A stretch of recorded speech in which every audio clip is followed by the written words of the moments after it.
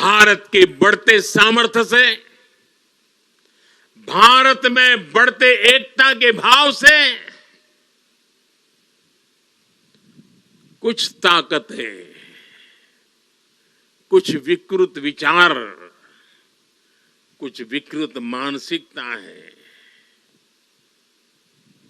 कुछ ऐसी ताकतें बहुत परेशान है। भारत के भीतर और भारत के बाहर भी ऐसे लोग भारत में अस्थिरता, भारत में अराजकता फैलाने की कोशिश कर रहे हैं। वो भारत के आर्थिक हितों को चोट पहुंचाने में जुटी हैं। वो ताकतें चाहती कि दुनिया भर के निवेशकों में गलत संदेश जाए, भारत की नेगेटिव छवि उभरे। ये लोग भारत की सेनाओं तक को टारगेट करने में लगे हैं। मिस इन्फॉर्मेशन कैंपेन चलाए जा रहे हैं। सेनाओं में अलगाव पैदा करना चाहते हैं।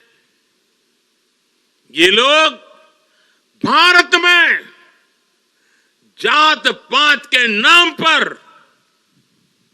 विभाजन करने में जुटे हैं।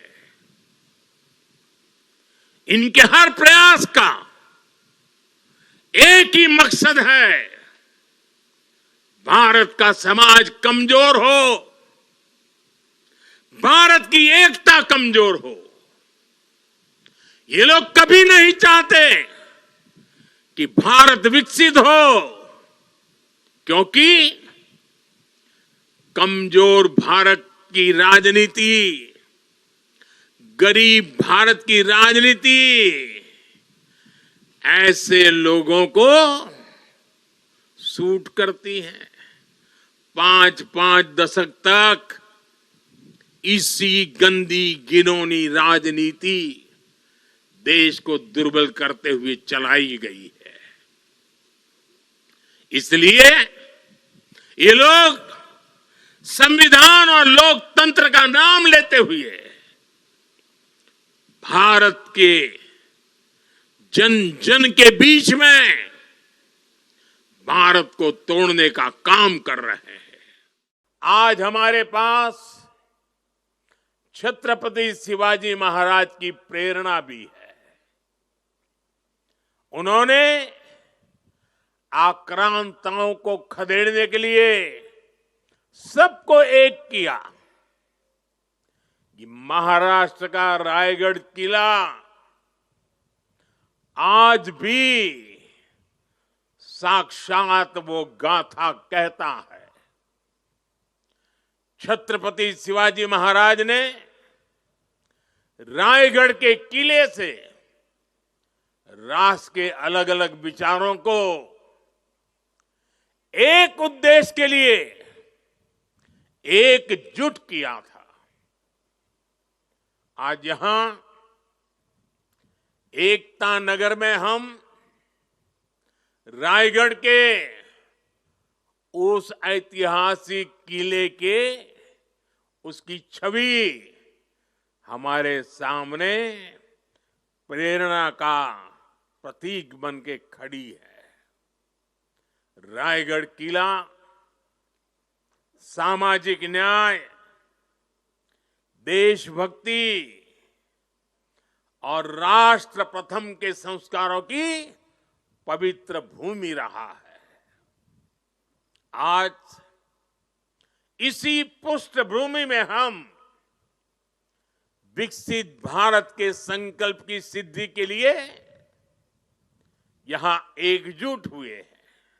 आज पूरे देश को खुशी है कि आजादी के 7 दशक बाद देश में एक देश, एक संविधान का संकल्प भी पूरा हुआ है। सरदार साहब की आत्मा को मेरी ये सबसे बड़ी श्रद्धांजलि है। देशवासियों को पता नहीं है 70 साल तक बाबा साहब आंबेडकर का संविधान पूरे देश में लागू नहीं हुआ था।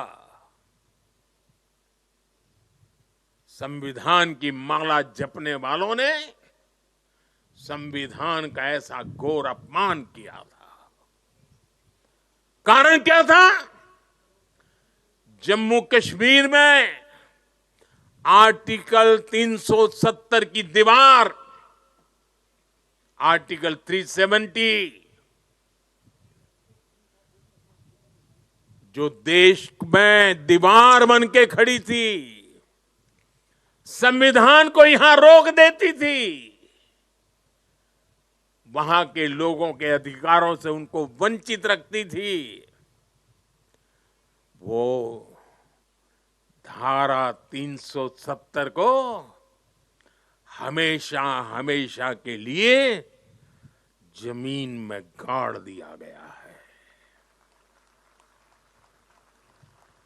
पहली बार वहां इस विधानसभा चुनाव में बिना भेदभाव को वोट डाले गए।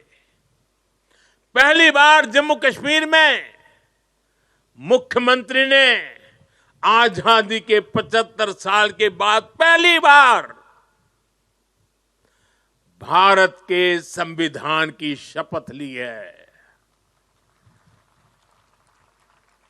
ये दृश्य अपने आप में भारत के संविधान निर्माताओं को अत्यंत संतोष देता होगा, उनकी आत्मा को शांति मिलती होगी और ये भी संविधान निर्माताओं के प्रति हमारी नम्र श्रद्धांजलि है। मैं इसे भारत की एकता के लिए एक बहुत बड़ा और बहुत ही मजबूत पड़ाव मानता हूं। जम्मू कश्मीर की देशभक्त जनता ने अलगाव और आतंक के बरसों पुराने एजेंडे को खारिज कर दिया है। उन्होंने भारत के संविधान को, भारत के लोकतंत्र को विजयी बनाया है।